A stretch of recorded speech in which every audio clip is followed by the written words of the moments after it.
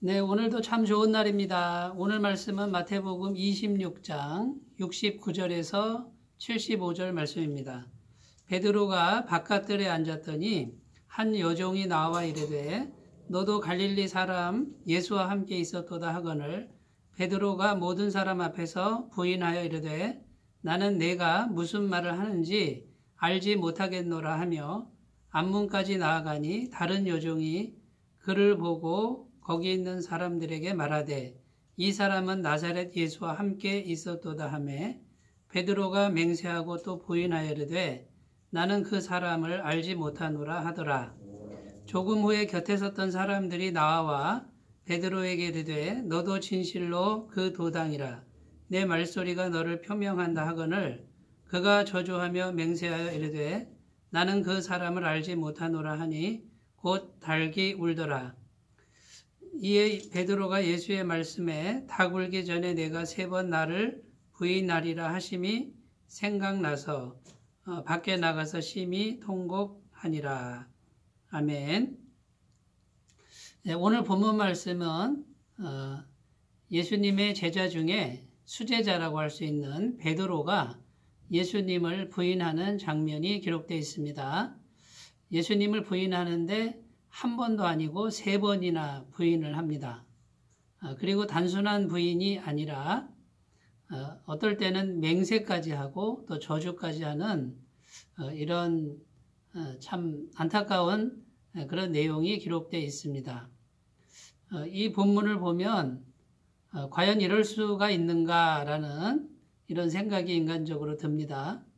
예수님과 함께 3년 동안이나 동고동락했습니다. 그리고 예수님의 그 마음을 정말 가까이에서 서로 나누고 교제하고 했던 그 수제자가 어떻게 이렇게 주님을 배신할 수가 있습니까? 이런 생각이 들 수밖에 없는 본문 말씀인데 여지없이 이 베드로는 두려움 앞에서 무너지는 그런 모습을 보여주고 있습니다. 오늘 말씀을 통해서 주님께서 우리에게 무엇을 말씀하시는지를 생각해 보겠습니다. 첫 번째는 자신을 신뢰하지 말라라는 것입니다. 69절, 70절에 보면 첫 번째 부인 장면이 나오는데 70절에 베드로가 모든 사람 앞에서 부인하여 이르되 할 때 이 부인하다라는 헬라어 단어는 호데 에네르사토라는 그런 단어를 쓰고 있습니다. 본능적 부인이라는 의미입니다. 자동차가 갑자기 오면 본능적으로 피하는 행동, 이런 것을 의미하는 것이죠. 본능적으로 자기를 보호하고자 하는 그런 인간의 모습을 보여주고 있습니다. 자기 보호 본능에 휩싸여서 본능적으로 나는 모른다라고 말하는 것이죠. 인간의 마음은 믿을 수가 없다라는 것입니다. 불과 몇 시간 전에 베드로는 큰 소리로 호언장담했습니다. 내가 주와 함께 죽을지언정 주님을 모른다고 부인하는 일은 없을 것입니다. 그랬던 인간 베드로가 자기 보호 본능에 휩싸여서 자기도 모르게 본능적으로 모른다라고 말하고 있는 것입니다.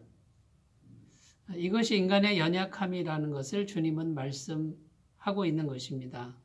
우리 인간이 얼마나 깨어지기 쉬운 존재고 또 연약한 존재인지를 말해주고 있습니다. 잠언 28장 26절에 보면 자기의 마음을 믿는 자는 미련한 자다 이렇게 되어 있고요.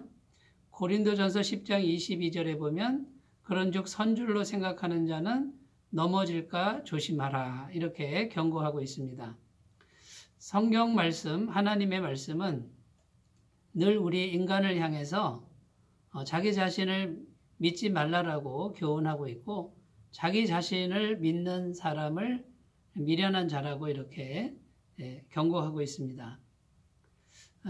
베드로와 예수님의 차이는 무엇입니까? 베드로는 겟세마네 동산에서 예수님이 땀방울이 핏방울이 되도록 기도하실 때 베드로는 잠을 자고 있었죠. 이런 인간의 연약함을 이길 수 있는 유일한 길이 기도라는 것입니다. 기도하면 하나님의 성령께서 우리의 마음에 들어오십니다. 하나님의 평강의 마음, 담대한 마음을 우리에게 부어주시는 것이죠. 이런 기도를 수단으로 해서 하나님의 영이신 성령께서 우리 마음에 들어오시는 방법 외에는 우리가 두려움을 극복할 길이 없다라고 성경은 말씀하고 있습니다. 그러므로 우리가 늘 하나님 앞에 겸손한 마음으로 기도하면서 하나님께서 도와주시기를 바라는 마음, 또 환경을 주장해 주시기를 바라는 마음, 그 다음에 두려운 환경 속에서도 우리의 마음이 평강으로 가득 찬 마음, 이것을 겸손하게 구할 때 우리는 이런 자기 자신을 신뢰하는 이런 어리석음에서 벗어나게 될 것이고 두려운 환경에서 이길 수 있을 것입니다. 여러분 혹시 아직도 자기 자신의 어떤 강점 또 장점을 신뢰하는 부분이 있습니까?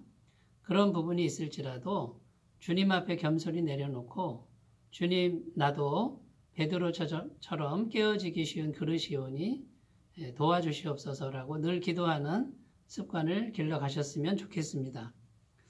두 번째는요, 주님께서 뭘 말씀하십니까? 죄는 즉시 회개하지 않으면 더 큰 죄의 늪에 빠진다라는 것을 말씀해 주고 있습니다. 베드로가 3번을 부인합니다. 70절의 부인은 그저 본능적으로 모른다라는 그런 뉘앙스인데 72절에 가보면 맹세하고 부인했다 이렇게 기록합니다.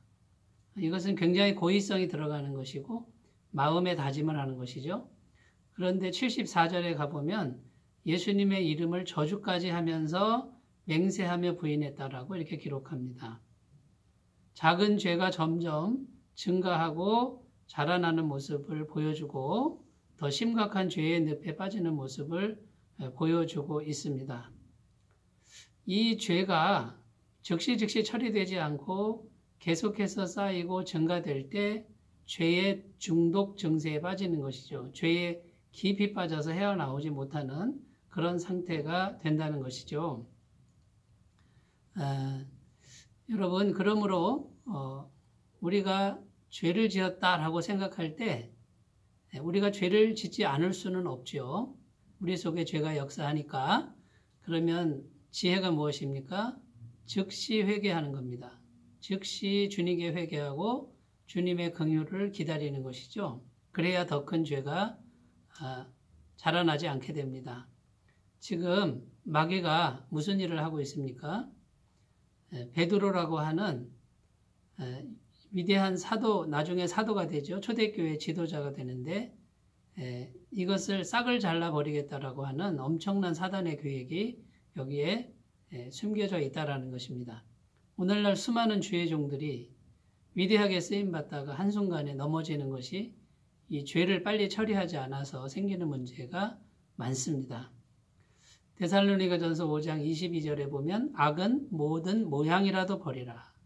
모양이라도 갖고 있지 말고 즉시 버리라는 것이죠. 이것이 오늘 주님께서 우리에게 주시는 말씀입니다. 아직도 우리에게 자신에게 아직도 해결되지 않은 작은 죄, 괜찮겠지 하는 그것이 혹시 있지 않습니까? 그것을 주님께 내려놓고 기도하시는 아침이 되셨으면 좋겠습니다. 오늘 말씀 마지막에 75절에 보면 베드로가 예수의 말씀에 닭 울기 전에 내가 3번 나를 부인하리라 하심이 생각나서 밖에 나가서 심히 통곡하니라. 베드로는 이 엄청난 실패의 자리에서 주님의 말씀이 생각났습니다. 주님의 말씀이 생각나는 사람은 소망이 있습니다. 이 엄청난 상처를 받았지만 주님의 말씀 때문에 통곡하는 이 베드로를 주님은 알고 계셨고 어여삐 여기셨습니다. 부활하신 후에 베드로를 찾아가서 그 상처를 치료해 주시는 주님의 모습이 요한복음 21장에 기록되어 있습니다. 하나님의 말씀은 언제든지 우리에게 치료가 되고 능력이 됩니다. 특히 실패의 현장, 죄의 현장 속에서도 말씀이 생각나도록 늘 하나님의 말씀을 기억하시는 그런 습관이 길러지셨으면 좋겠습니다. 오늘 베드로가 주님을 부인하는 현장에서 주님은 자신을 신뢰하지 말라, 기도하라, 그리고 작은 죄를 빨리 회개하라, 말씀을 생각하라고 말씀하시는 이 음성을 듣고 승리하시기 바라겠습니다. 기도합니다. 하나님 아버지, 우리는 베드로처럼 연약합니다. 베드로처럼 죄를 짓습니다. 베드로처럼 실패하고 넘어집니다만 주여 우리를 도우셔서 다시 일어서게 하시고 말씀으로 치료하시며 승리하도록 도와주옵소서. 예수님 이름으로 기도드립니다. 아멘. 오늘도 주님과 동행하시기 바라겠습니다. 감사합니다.